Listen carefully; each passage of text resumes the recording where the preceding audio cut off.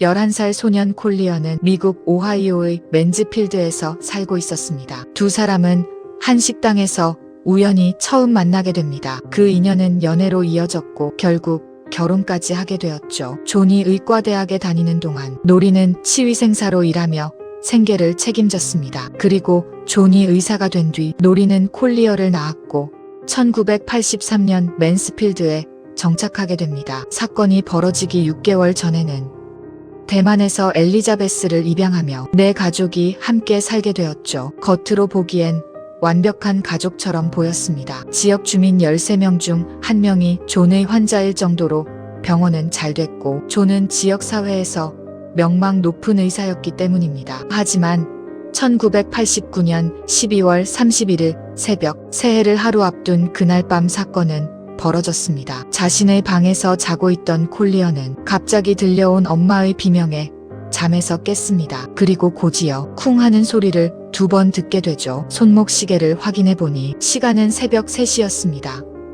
겁에 질린 콜리어는 침대에 누운 채 몸이 굳어버렸습니다. 숨소리조차 죽인 채 가만히 있는데 복도에서 누군가 방으로 걸어오는 발소리가 들려왔죠. 그리고 문이 열렸습니다. 콜리어는 눈을 감은 채 잠든 척을 했고 그 사람은 잠시 후 방을 나갔습니다. 다음 날 아침 방 밖으로 나온 콜리어는 집안 어디에서도 엄마를 찾을 수 없었습니다. 거실 소파에 앉아있던 아버지는 태연하게 말했죠. 엄마는 잠깐 여행 갔어. 그 말을 들은 순간 콜리어는 직감했습니다. 아빠가 엄마를 죽였구나. 콜리어가 그렇게 확신한 이유는 분명했습니다. 병원에서는 친절한 의사였던 존은 집안에서는 폭군 같은 존재였죠. 아들에게는 멍청하다, 뚱뚱하다 같은 말을 서슴지 않았고 노린에게도 폭력적이었습니다. 게다가 그는 외도까지 하고 있었는데요. 상대는 27살 여성 쉐리였습니다. 심지어 존은 11살 아들 콜리어에게 쉐리를 직접 소개하기까지 했죠. 그런데 쉐리의 손에는 노린이 끼고 있던 것과 똑같은 다이아 반지가 있었습니다. 존은 아들 앞에서 쉐리와 키스까지 하며 엄마에게는 절대 말하지 말라고 했죠. 하지만 콜리어는 집으로 돌아오자마자 엄마에게 모든 사실을 털어놓았습니다. 그런데 놀랍게도 노리는 전혀 놀라지 않았습니다. 이미 쉐리의 존재를 알고 있었던 것이죠. 아이들 때문에 참고 살고 있었던 겁니다. 하지만 결국 노리는 이혼을 결심했고 사건 발생 약 한 달 전인 11월 17일 이혼 소송을 제기했습니다. 그러나 존은 이혼을 받아들이지 않았습니다. 그는 펜설베이니아 1위에 새 집까지 마련하며 거기로 이사가 새 출발하자고 설득했죠. 하지만 노리는 마음을 돌리지 않았습니다. 어느 날 노리는 아들에게 이렇게 말했습니다. 만약 엄마한테 무슨 일 생기면 그건 내 아빠가 한 거야. 그래서 콜리어는 엄마가 갑자기 여행을 떠났다는 말을 믿지 않았던 것입니다. 콜리어는 지금 자신이 무엇을 해야 할지 고민했습니다. 그리고 아버지 몰래 엄마 방으로 들어갔죠. 그곳에서 엄마가 인형 안에 숨겨두었던 전화번호 목록을 꺼냈습니다. 집에 아무도 없을 때마다 노린의 친구들에게 전화를 걸어 도와달라고 부탁했죠. 결국 노린의 친구 중 한 명이 경찰에 신고했고 1990년 1월 2일 사건 발생 3일 만에 수사가 시작되었습니다. 존은 경찰 조사에서 아내와 크게 다툰 뒤 노린이 새벽에 집을 나갔다고 주장했습니다. 게다가 존의 어머니 역시 며느리가 예전에도 가출한 적이 있다고 증언했죠. 노리는 성인이었고 존이 아내를 살해했다는 직접적인 물증은 없었습니다. 또한 콜리어 역시 현장을 직접 본 것이 아니라 소리만 들었을 뿐이었죠. 수사관 입장에서는 11살 아이의 증언을 완전히 신뢰하기 어려웠습니다. 하지만 콜리어는 아빠가 범인이라는 확신을 버리지 않았습니다. 심지어 학교 교장에게까지 도움을 요청했죠. 그리고 수사관 중 한 명인 데이브 메스모어가 콜리어의 말을 믿어주기 시작했습니다. 그 후 두 사람은 교장실에서 비밀리에 만나며 이야기를 나누게 됩니다. 콜리어는 먼저 아빠의 외도 증거부터 확보해야겠다고 생각했습니다. 그리고 예상보다 빠르게 기회가 찾아왔죠. 아버지 차를 타고 이동하던 중 차 안에서 쉐리와 함께 찍은 사진을 발견한 겁니다. 사진 속 쉐리는 임신 중이었고 배경은 새로 구입한 1위의 집이었습니다. 마치 존과 쉐리가 이미 그 집에서 함께 살고 있는 것처럼 보였죠. 콜리어는 곧바로 그 사진을 경찰에게 전달했고 경찰은 존의 불륜 사실을 입증할 단서를 확보하게 됩니다. 경찰은 해당 사진을 바탕으로 주변 정황을 조사하기 시작했습니다. 그 결과 존이 사건 2달 전부터 쉐리와 함께 이리 지역에서 집을 알아보고 있었다는 사실이 드러났죠. 심지어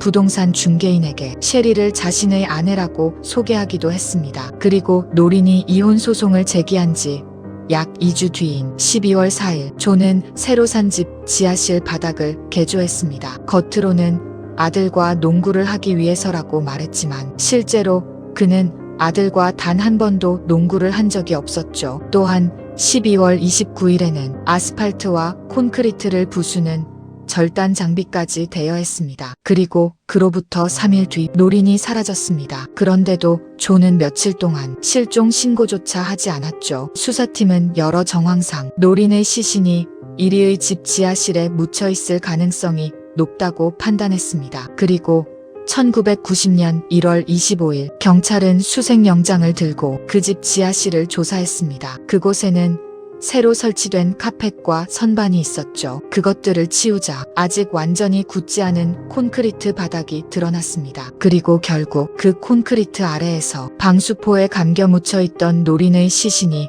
발견되었습니다. 부검 결과 노린은 망치에 머리를 맞은 뒤 질식당한 것으로 확인됐습니다. 노린의 손목에는 롤렉스 시계가 채워져 있었는데 시계는 사건 당일인 12월 31일에 멈춰 있었습니다. 또한 방수포와 덕트 테이프, 비닐봉지는 모두 존이 병원에서 사용하던 것과 동일한 종류였죠. 결국 존은 아내를 살해한 혐의로 체포되었습니다. 재판이 시작됐지만 존은 끝까지 혐의를 부인했습니다. 그리고 이 재판에서 콜리어는 아버지와 정면으로 마주한 채 증언대에 섰죠. 그는 아버지의 가정폭력과 외도, 그리고 사건 당일 들었던 2번의 쿵 소리에 대해 증언했습니다. 비록 직접 본 것은 아니었지만 콜리어의 증언은 결정적인 역할을 하게 됩니다. 결국 수사 과정에서 나온 수많은 증거와 지하실에서 발견된 노린의 시신으로 인해 존은 살인 및 사체 유기 혐의로 21년형에서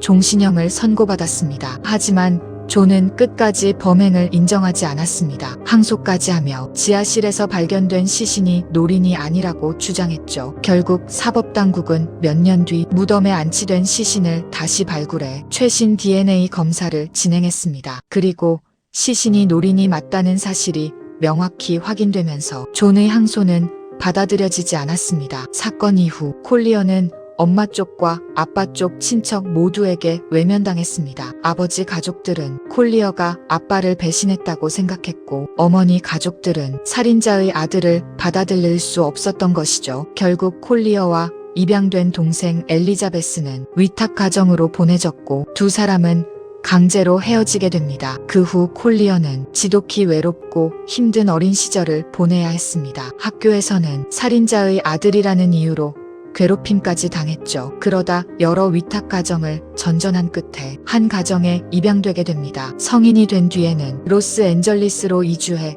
영화 감독의 길을 걷게 되었죠. 그리고 2017년 자신의 이야기를 바탕으로 한 다큐멘터리 맨스필드 살인 사건을 제작하게 됩니다. 한편 존의 불륜 상대였던 셰리는 결국 아이를 출산한 것으로 알려졌습니다. 이후 그녀는 세간의 시선을 피해 조용히 살아가고 있으며 다큐멘터리나 인터뷰 요청도 모두 거절하고 있습니다. 콜리어는 사건 이후 오랫동안 악몽에 시달렸습니다. 그리고 아버지가 왜 이혼 대신 살인을 선택했는지 그 이유를 직접 듣고 싶어 했죠. 하지만 존은 욕설까지 하며 만나기를 거부했습니다. 그러다 사건 발생 27년 뒤인 2017년 콜리어가 다큐멘터리를 제작하면서 두 사람은 교도소에서 다시 만나게 됩니다. 그 자리에서 존은 살인은 실수였다고 주장했죠. 노린이 먼저 칼을 들고 자신에게 달려왔고 밀치는 과정에서 탁자에 머리를 부딪혀 쓰러졌다고 말했습니다. 그리고 겁이 나 비닐봉지를 씌워 죽였다고 진술했죠. 하지만 콜리어는 끝까지 거짓말을 하는 아버지에게